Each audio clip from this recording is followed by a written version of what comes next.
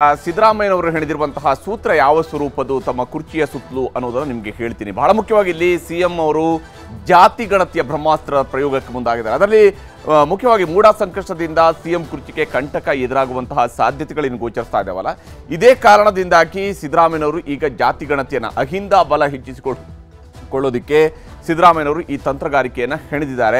ಅಹಿಂದ ಬಲವನ್ನು ಹೆಚ್ಚಿಸಿಕೊಳ್ಬೇಕು ಅನ್ನೋದು ಸಿದ್ದರಾಮಯ್ಯನವರ ತಂತ್ರಗಾರಿಕೆ.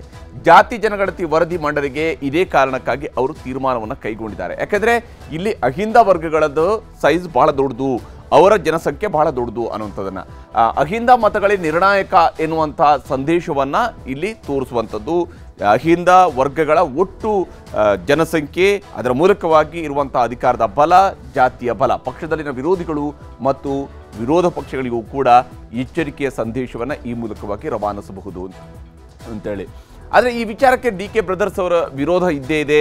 ಅಹಿಂದ ವರ್ಗ ಹೆಚ್ಚಿದೆ, ಇದು ಡಿ ಕೆ ಶಿವಕುಮಾರ್ ಅವರಿಗೆ ಹಿನ್ನಡೆ ಆಗಬಹುದು. ಸುರೇಶ್ ಅವರು ಕೂಡ ಕ್ಲಿಯರ್ ಆಗಿ ಹೇಳಿದ್ದಾರೆ, ಈಗಲೇ ಬೇಡ, ಮುಂದೆ ಕೇಂದ್ರ ಸರ್ಕಾರ ಕೂಡ ಮಾಡ್ತಾ ಇದೆಯಲ್ಲ, ಆಗಲೇ ಜೊತೆಯಾಗಿ ಬರಲಿ ಅಂತ ಹೇಳಿ. ಸಿಎಂ ಸ್ಥಾನದ ಕನಸಿಗೂ ಕೂಡ ಹೊಡೆತದ ಸಾಧ್ಯತೆ ಇಲ್ಲಿ ಗೋಚರಿಸ್ತಾ ಇದೆ ಡಿ ಕೆ ಶಿವಕುಮಾರ್ ಅವರಿಗೆ. ಅಹಿಂದ ನಾಯಕರ ಬಲ ಇದರಿಂದ ಹೆಚ್ಚಾಗುತ್ತೆ. ಕರ್ನಾಟಕ ರಾಜಕಾರಣ ಹೊಸ ಮಗ್ಗಲಿನ ರಾಜಕಾರಣವನ್ನು ಆರಂಭಿಸಬಹುದು, ಹೊಸ ಸ್ವರೂಪದ ರಾಜಕಾರಣ ಶುರು ಆಗಬಹುದು. ದಲಿತರಿಗೆ ಸಿಎಂ ಸ್ಥಾನ ಬಿಟ್ಟುಕೊಡಬೇಕಾದಂತಹ ಸ್ಥಿತಿಯೂ ಕೂಡ ಈ ಹಂತದಲ್ಲಿ ನಿರ್ಮಾಣ ಆಗಬಹುದು. ಇಂಥದ್ದೊಂದು ವರದಿ ರಿಲೀಸ್ ಆಯಿತು ಅಂತ ಹೇಳಿ. ಆದರೆ ಜಾತಿ ಜನಗಣತಿ ವರದಿ ಮಂಡನೆಗೆ ತೀವ್ರ ವಿರೋಧವನ್ನು ಇದೇ ಕಾರಣಕ್ಕಾಗಿ ವ್ಯಕ್ತಪಡ್ತಾ ಇದ್ದಾರೆ. ವೈಯಕ್ತಿಕ ನೆಲೆಯಲ್ಲಿ, ಪಕ್ಷದ ನೆಲೆಯಲ್ಲಿ ಅಲ್ಲ ಅನ್ನುವಂಥನ್ನು ಕೂಡ ಸ್ಪಷ್ಟವಾಗಿ ಹೇಳ್ತಾ ಇದ್ದಾರೆ. ಇನ್ನು ಒಕ್ಕಲಿಗ ಲಿಂಗಾಯತರ ವಿರೋಧ ಯಾಕೆ ಅನ್ನುವಂಥನ್ನು ಕೂಡ ನೋಡಬೇಕು. ಯಾಕಂದರೆ ಇಲ್ಲಿ ಹಿಂದಿನ ಅಧ್ಯಕ್ಷರಾಗಿದ್ದಂತಹ ಕಾಂತರಾಜು ಅವರ ಆಯೋಗದ ವರದಿನೇ ಈಗ ಜಯಪ್ರಕಾಶ್ ಹೆಗಡೆಯವರ ಮೂಲಕವಾಗಿಯೂ ಕೂಡ ಸಲ್ಲಿಕೆ ಆಗಿರುವಂಥದ್ದು. ಹಳೆಯದೇ ವರದಿ, ಅದೇ ಡಾಟಾ, ಅದನ್ನು ಹೊಸದಾಗಿ ಕೊಟ್ಟಿದ್ದಾರೆ ವರದಿ ಮೂಲಕ ಅಂತೇಳಿ.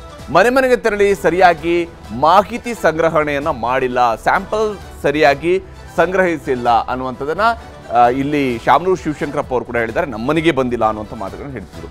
ಆಯೋಗದ 55 ಅಂಶಗಳ ವರದಿ ಅವೈಜ್ಞಾನಿಕವಾಗಿದೆ ಅನ್ನುವಂಥದ್ದನ್ನು ಹೇಳ್ತಾ ಇದ್ದಾರೆ ಎಲ್ಲ ನಾಯಕರುಗಳು ಕೂಡ, ಒಕ್ಕಲಿಗ ಮತ್ತು ಲಿಂಗಾಯತ ನಾಯಕರು ಹೇಳ್ತಿದ್ದಾರೆ.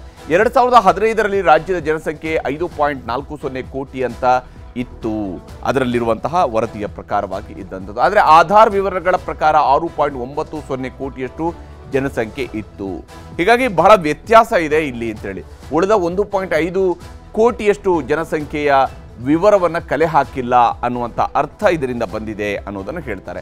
ಕಾಂತರಾಜು ಆಯೋಗದ ವರದಿ ಅಪೂರ್ಣ, ಅದೊಂದು ಕಲ್ಪಿತ ವರದಿ ಅನ್ನುವಂಥದ್ದನ್ನು ಕೂಡ ಹೇಳ್ಕೊಂಡಿದ್ದಾರೆ. ಹೊಸ ಆಯೋಗ ರಚಿಸಿ ಮತ್ತೆ ವರದಿಯನ್ನು ಸಂಗ್ರಹಿಸಬೇಕು ಅನ್ನುವಂತಹ ಸಲಹೆಯನ್ನು ಕೊಡ್ತಾ ಇದ್ದಾರೆ. 162 ಕೋಟಿ ರೂಪಾಯಿಯನ್ನು ಖರ್ಚು ಮಾಡಿರ್ತಕ್ಕಂಥ ಸರ್ಕಾರ ಯಾವ ಸ್ವರೂಪದಲ್ಲಿ ಮತ್ತೊಮ್ಮೆ ಇಂಥ ಗಣತಿಯನ್ನು ಮಾಡಿಸಬೇಕು, ಯಾವ ಕಾರಣಕ್ಕಾಗಿ ಮಾಡಿಸಬೇಕು ಅನ್ನೋಂಥ ಪ್ರಶ್ನೆಯೂ ಕೂಡ ಇದ್ರ ಮುಂದೆ ಕುಳಿತು. ಆದರೆ ಇದೆಲ್ಲವೂ ಕೂಡ ಈಗ ಸಿದ್ದರಾಮಯ್ಯವರು ತಮ್ಮ ಕುರ್ಚಿಯನ್ನು ಗಟ್ಟಿಗೊಳಿಸುವಂತಹ ನಿಟ್ಟಿನಲ್ಲಿ ಮಾಡ್ತಾ ಇರುವಂಥ ಪ್ರಯತ್ನವಾಗಿ ಗೋಚರಿಸ್ತಾ ಇದೆ. ವಿರೋಧಗಳು ಏನೇ ಇದ್ರೂ ಕೂಡ ಬಹುತೇಕ ಇದನ್ನು ಅಂಗೀಕರಿಸುವಂಥ ಸಾಧ್ಯತೆಯೂ ಕೂಡ ದಟ್ಟವಾಗಿ ಗೋಚರಿಸ್ತಾ ಇದೆ.